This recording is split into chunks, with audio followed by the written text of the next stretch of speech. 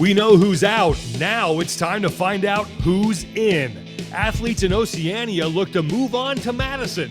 We preview the Torian Pro next.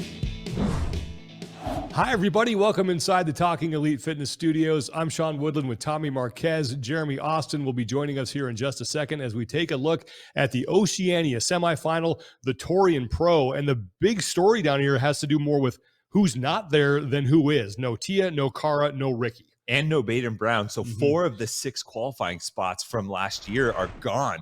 If you're a young athlete in this region hoping to finally break through or have the door at least cracked open for you, 2023 is the year of opportunity, and you have a chance to seize it. The Torian Pro will be held at Pat Rafter Arena in Queensland, May 26th through the 28th, and not a lot of spots available for all the divisions. Only 3 women, 3 men, and 3 teams will be advancing out of the Torian Pro to the 2023 CrossFit Games. The Ricky Garard is out. You mentioned Baden Brown not there as well. With those 2 not in the mix, who now becomes the favorite for the men? Well, it's got to be Jay Crouch, and I would argue that he might even be the favorite if Ricky was there, given that he beat Ricky last year at the Torian Pro. Now, granted, Ricky was still getting his competition legs under him, but the mixture of youth and experience, it's a weird combination to say, but Jay Crouch has it. In this new format with quarters, semifinals, only 2 athletes have managed to beat him in Oceania at any point. That's Royce Dunn and Ricky Garard. Both of them are gone. At 24 years old, he's got 3 consecutive individual appearances at the CrossFit Games and a year in the team competition before that. He's a nice mixture, like I mentioned, of youth and experience. He has 0 finishes outside the top 10 at the Torian Pro the last 2 years. So not only is he good, he is very comfortable at this specific competition. If Jay Crouch is one of the favorites, who are the other 2? Who could possibly wind up on the podium with Jay Crouch at the Torian Pro? And to help us answer that question, let's bring in our Oceania correspondent, Jeremy Austin. Thanks, Sean. Exciting times here in the Oceania region in just a few short weeks. The podium placements for the men's division couldn't be any more wide open.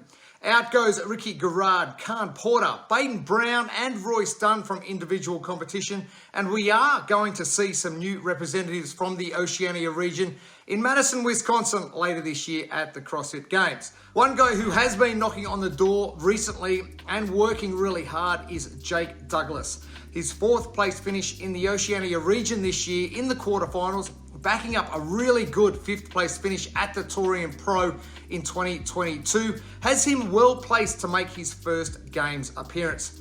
Now, after a pretty disastrous start at the Torian Pro last year, finishing in 25th in event number 1, he backed it up with a 10th, 8th, 6th, 4th, and a 1st in the final event to just finish outside a Games qualifying spot. Keep your eyes peeled, but you won't miss this absolute monster of a man.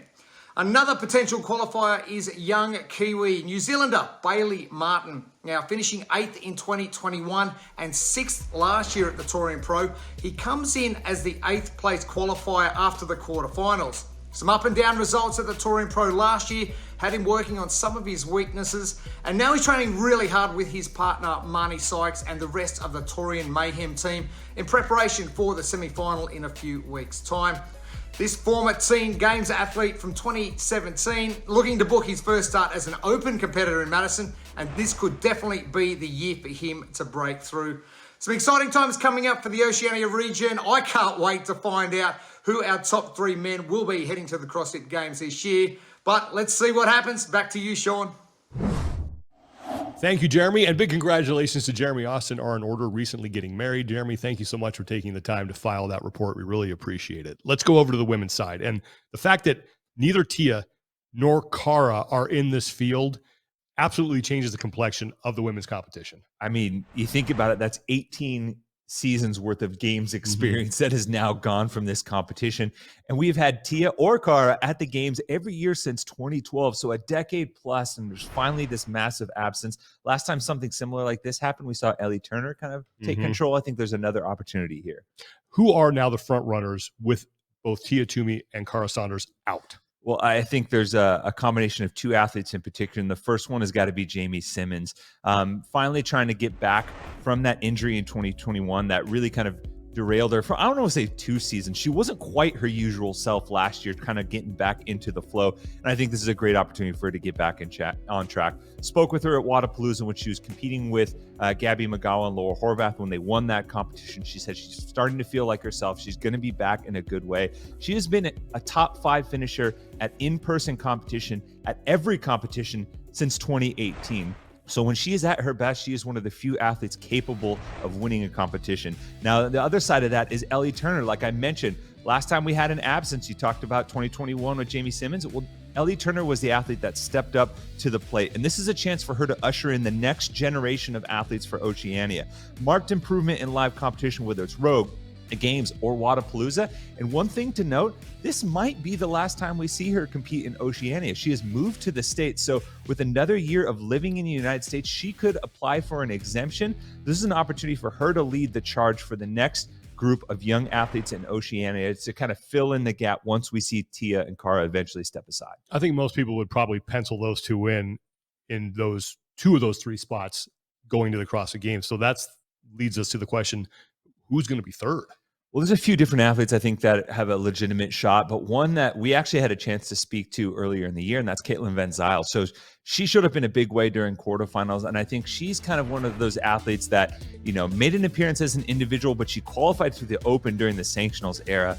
She took a couple years back, went team, earned some games level experience in person, and is now trying to make a good run of it as an individual. She's working with Justin Kotler and the Underdog Athletics crew, and Jeremy had a chance to interview her. It was a great interview. You can go check it on our YouTube channel, but she's building confidence as an individual, top 25 worldwide, wins quarterfinals, and she's heading into the Torian Pro now with a good head of steam.